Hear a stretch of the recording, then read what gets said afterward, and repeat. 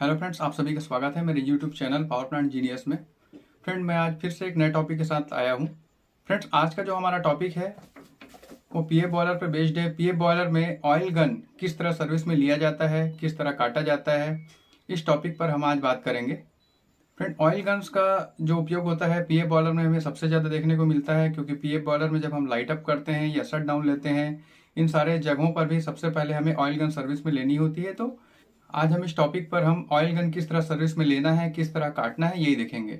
साथ ही वो कौन से कंडीशन होते हैं जिन पर ऑयल गन को सर्विस में लिया जाता है, कब कब ऑयल गन लिया जाता है, ये सारी चीज़ें भी आज हम क्लियर करेंगे। जब हमारा बॉयलर शट डाउन कंडीशन पर हो और हमें कोल्ड स्टार्टअप देना हो, उस कंडीशन पर भी हमें ऑयल गन सर्विस में लेना होता है। जब बॉयलर हमारा हॉट बॉक्स अप हो और हमें फिर से वापस लोड में लेना हो, तब भी हमें ऑयल गन सर्विस में लेनी होती है।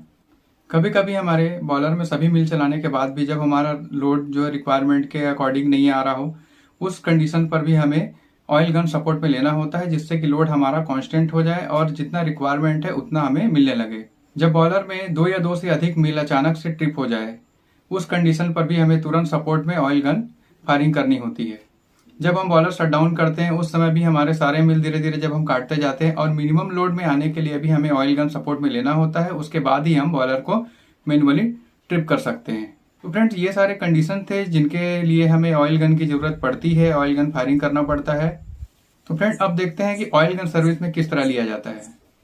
फ्रेंड, ये कुछ नोमेनक्लेचर्स हैं जिन्हें जानना आप लोगों को जरूरी है। इन्हीं के थ्रू हम ऑयल गन सपोर्ट में लेते हैं और इन्हीं के थ्रू ऑयल गन को सपोर्ट से हटाया भी जाता है। LOFCV light oil flow control valve, LOTV light oil trip valve, LONV light oil nozzle valve, AANV atomising air nozzle valve, HEA high energy arc igniter. तो फ्रेंड, देखते हैं कि ऑयल गन किस तरह सर्विस में लिया जाता है। सबसे पहले जो आप LDO की सर्कुलेशन लाइन है, जिसके थ्रू हम LDO चार्ज रखते हैं, इस लाइन को आप सबसे पहले थ्रू कराएंगे। इस लाइन को सप्लाई MIB होती है, रिटर्न MIB होती है, वो थ्रू होनी चाहिए। सप्लाई MIB के थ्रू आप सारे ऑयल को सर्कुलेशन में लेते हैं और सारे वाल इस लाइन के थ्रू होने चाहिए, जिसके थ्रू ऑयल यहाँ तक आता है और यहाँ से वापस लॉन्ग RC के थ्रू वापस चला जाता है। यहाँ पर एक शॉर्ट RC होती है, जिसके थ्रू हम प्रेशर को रिक्वायरमेंट के अकॉर्डिंग हम इसे होल्ड कराते हैं। LDO को सर्कुलेशन में लेने से पहले इस लाइन में दिए हुए जितने भी MIB होती है, बाईपास को छोड़कर सारी MIB आप ओपन रखेंगे। MIB का मीनिंग होता है फ्रेंड मैनुअल आइसोलेशन वाल्व, और इसमें एक LOTV होता है जिसे आप ओपन रखेंगे। LOTV ओपन होते ही ऑयल लाइन में फ्लो करने लगेगा। इसमें एक शॉर्ट RC होती है, जिसके थ्रू आप जितना प्रेशर हमें रिक्वायरमेंट होता है उतना होल्ड कर सकते हैं, और LOFCV के थ्रू जितना हमें ऑयल का फ्लो चाहिए होता है इतना फ्लो हम इसमें मेंटेन कर सकते हैं। फ्रेंड, हमारा ऑयल सर्कुलेशन में आ चुका है। अब हम आगे बढ़ते हैं। फायरिंग फ्लोर में AANV और LONV के जो MIB होती है वो आप ओपन रखेंगे। अब फ्रेंड, जैसे ही ऑयल गन को एडवांस कमांड दिया जाता है, तो ऑयल गन एडवांस होता है, फर्नेस के अंदर इन करता है। इसके तुरंत बाद ही हाई एनर्जी आर्क इग्नाइटर भी इन करता है, और इग्नाइटर के इन करते ही हमारा जो LONV होता है ये ओपन हो जाता है। LONV के जस्ट ओपन होते ही इग्नाइटर के थ्रू स्पार्क होता है, और स्पार्क होने पर जब ऑयल गन में फ्लेम आ जाता है, उसके बाद तुरंत ही HEA वापस आ जाता है। अब लोकल में इसकी जो फ्लेम इंटेंसिटी होती है वो भी हमें चेक कर लेना है कि फ्लेम इंटेंसिटी इसकी ठीक है कि नहीं है। अगर कम होता है, उस कंडीशन पर भी गन हमारा स्टेबल नहीं होता और गन हमारा ऑटोमेटिकली डिटेक्ट हो जाता है। फ्रेंड, ये सारा जो प्रोसेस था, ये गन को किस तरह आप सर्विस में लेते हैं इसका प्रोसेस था।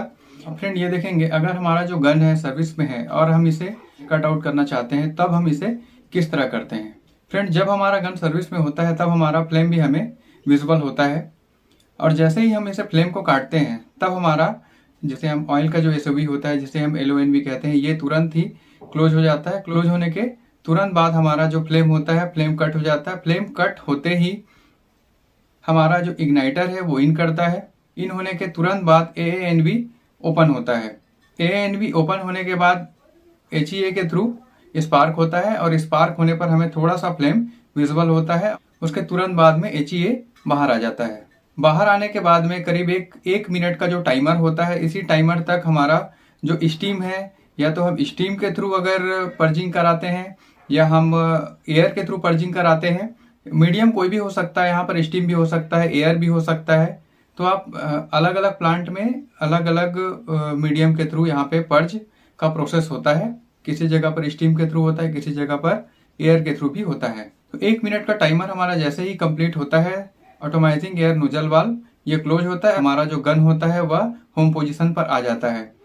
तो फ्रेंड, जब भी हमें गन लेना होता है या गन हमारा कट आउट करना होता है, उस दोनों ही कंडीशन पर हमें ये इंश्योर करना होता है कि गन प्रॉपरली, जब हमने गन लिया है उस कंडीशन पर गन हमारा प्रॉपर इन हुआ है या नहीं हुआ है। और अगर हमने गन कट आउट कर दिया तो हमारा इग्नाइटर और गन दोनों ही प्रॉपर आउट हुआ है कि नहीं हुआ है। जब हम गन लेते हैं उस टाइम पर सिर्फ गन हमारा अंदर रहेगा और इग्नाइटर स्पार्क करने के तुरंत बाद वापस आ जाता है। तो ये भी हमें इंश्योर करना है कि गन अगर हमने ले लिया है उसके बाद हमारा इग्नाइटर अंदर फंसा हुआ ना हो। अगर फंसा हुआ है तो आप CCR में इन्फॉर्म करके इसे वहां से रिटेक्ट कराइए। अगर ये वहां से रिटेक्ट नहीं हो पाता है तब आप इसे C&I के थ्रू लोकल से रिटेक्ट करा लीजिए। जब हमने गन पूरी तरह से काट दिया है उस टाइम पे गन और इग्नाइटर दोनों ही होम पोजीशन पर होंगे। और साथ में ये भी इंश्योर कर लीजिए कि कोई वाल ऐसा तो नहीं है कि जो आधा खुला हो।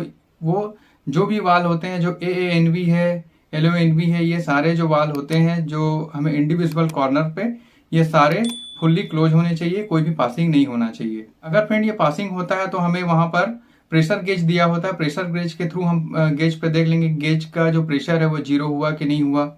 अगर 0 नहीं हुआ है तो कुछ ऑयल या स्टीम आपका पासिंग है या एयर जिसके थ्रू आप पर्च कराते हैं ये पासिंग हो सकता है। तो आप इसे एक बार इंश्योर जरूर कर लीजिएगा। फ्रेंड, आज का जो हमारा टॉपिक था आप लोगों को कैसा लगा, और अगर आप लोगों को अच्छा लगा हो तो आप लाइक करें, शेयर करें फ्रेंड, और आगे आने वाले वीडियोस के लिए आप लोग जरूर वीडियो को सब्सक्राइब करके रखिए। लास्ट तक वीडियो देखने के लिए थैंक यू।